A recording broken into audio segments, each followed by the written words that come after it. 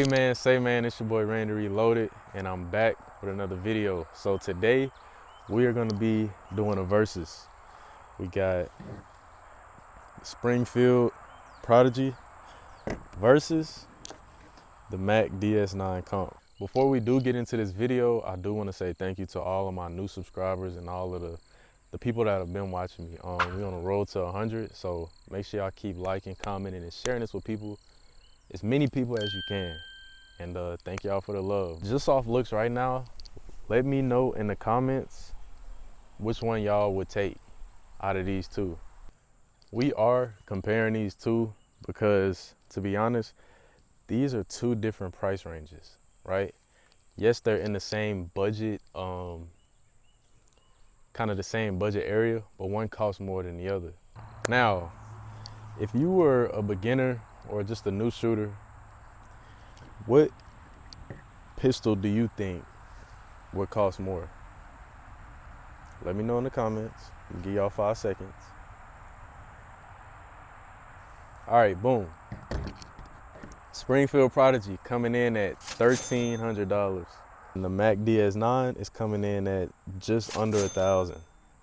Now, we're gonna start with, just the way they look. The Mac, obviously, y'all seen this on the channel before. It's pretty flashy.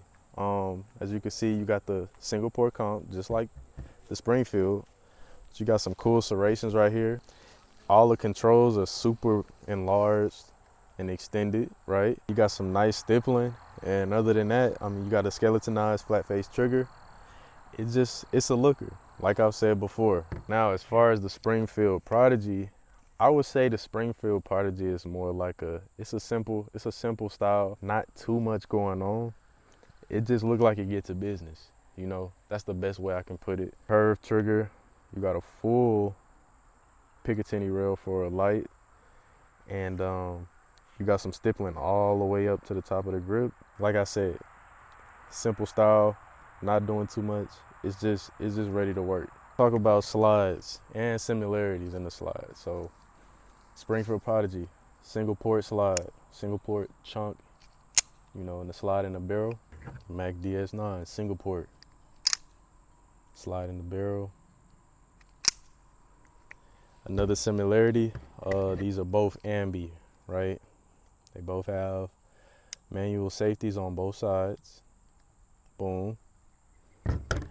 They both have the second line of defense of that, the palm safety. And I would say they both have sort of an extended slide release. That's pretty much all the similarities. Everything that's supposed to be on the 2011, they're reciprocated on both 2011s. So the differences is what really stands out. Starting out with the Prodigy, you got this hammer forged stainless steel barrel, and then the Mac has a match grade barrel, and the slide release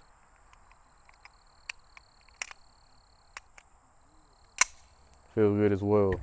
The controls on the Springfield Prodigy, they're pretty nice size. I don't see anything wrong with the controls on the slide. They seem to be pretty functional. That mag release feels good. Now with the Mac, everything is, in my eyes, way bigger. Maybe like a half size bigger. All the controls. You got their safety, enlarged, extended, I would say. The mag release is enlarged and extended as well. As you can see, it's got a bump out right there. And then the slide release is literally maybe like 1.5 inches, super extended. So that's another difference. Also, the differences in the slide, as you can see, this one has window cuts, this one doesn't. The Mac has a single slide rail for a light. The Prodigy has multiple slides for a light. Another thing, the Mac is a full-length dust cover, and the Prodigy stops just short of the end of the barrel. Now let's get into the triggers. The Mac is flat face. The Prodigy has a slight curve to it. They're clear, but I just got them ready for a trigger pull test. So for the Prodigy, you got a little bit of take up, wall, break. Let me give you a reset. Very minimal reset, pretty positive. Break, it's a pretty good trigger. It feels good. Now with the Mac, you got the wall, take up, wall, break, reset.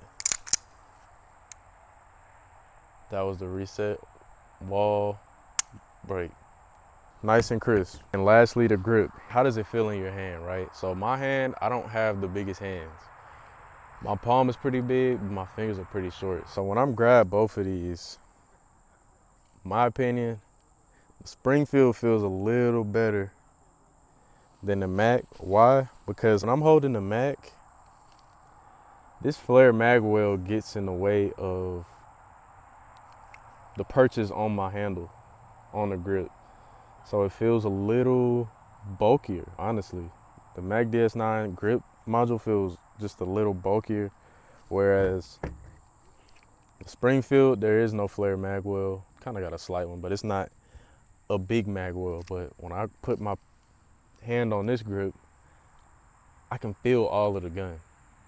So, and it just feels a little bit more slimmer, if that makes any sense. Another thing is the different grip textures. I would say it's like laser stippled, very smooth, to say the least. That's like cheetah print. Something like that. I'm doing too much. Okay. I would say it's just a step under sandpaper. It's very rugged, and it's honestly almost just like sandpaper. You get your hands dirty, you put your hand on that, I feel like you'll have a good grip on this pistol. All in all, those were the main differences that I've seen, and now we just need to talk about which one feels better to shoot. All right, so we're gonna start with the Mac. I'm gonna shoot about 3 shots, and I just want y'all to focus on the muzzle rise, just the muzzle rise really, and I'll let you know how it feels.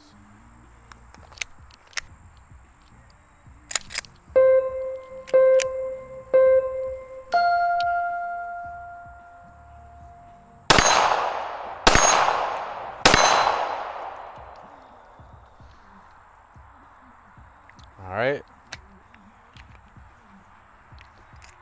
Shooting at still, by the way, so we're about 15 yards away. The way that felt in hand, for one, it's super soft. The return to zero is fairly quick, even with a red dot. It makes it easier, actually. I got 3 hits on steel, so it feels good, and it's flat. So that's what I gotta say about the Mac. Now let's load up the Prodigy. This YouTube compliant 26 round mag. It honestly looks super long, but it's definitely 26 round mag. And we're running irons on this one.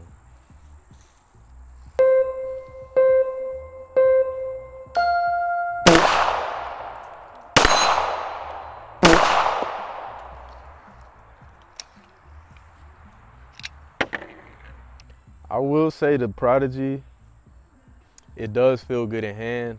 I felt in control. I just think it may kick. It's soft, but it kicks a little bit more. Could you tell? It kicks a little bit more.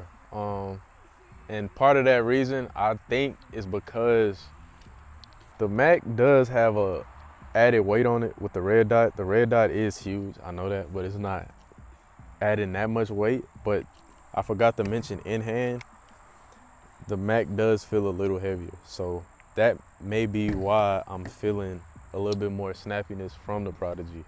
All right, so we're gonna do another round, and we're gonna show you how much difference there is in each of the guns' muzzle rise.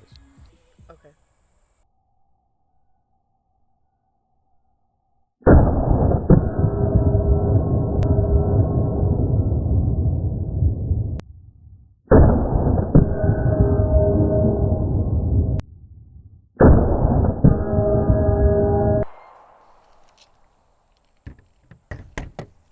making that bit.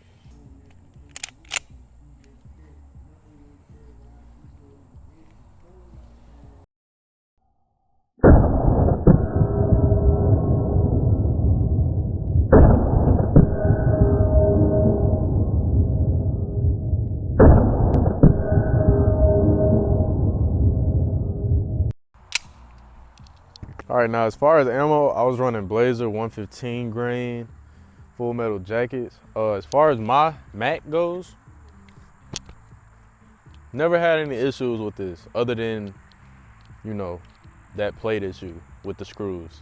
Other than that, never had any malfunctions with this. It's always ran clean, and I haven't had any, you know, stove tops, anything like that of that nature. So I can't say that, you know, about the Mac. I can't say too much about this. This was given to me for review by a good buddy of mine, but from what I've seen when I have shot with him, this is also ran flawless. So I would say that's pretty same on both of the 2011s. This is my whole takeaway from both of this whole video. The fact that this is $1,300, this one's just under 1,000. In my mind, one, I'm thinking this is the way to go, because for one, it looks better. The controls are very gun friendly for a new gun user. Everything is much bigger, everything is extended. It just helps a new gun user. This being $1,300, I could see why it is $1,300, but at the same time, it's not giving what it's supposed to give. This is for somebody who just wants a basic style 2011, don't really want the extra stuff going on. They just want something that's gonna work. And if you're looking for that, that's exactly what you're gonna get out of the Prodigy. The takeaway from both grips, I like the Prodigy grip better. That thing is like glued to my hand when I shoot it. That's one thing that I did feel. This grip is just too smooth for me. Your hands get sweaty. You don't have to keep re-gripping to get back to the comfortability that you want. All in all, I would take this over the Springfield Prodigy because, I mean, look at it.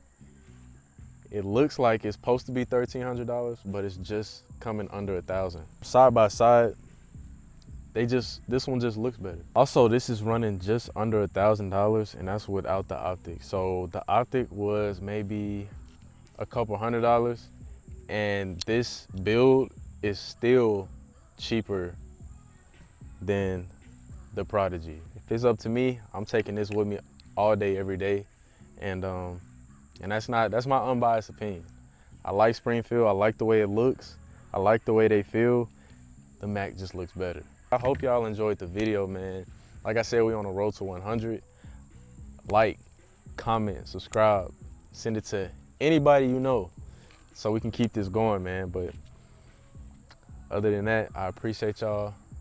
Finna go get me some ribs, and we out.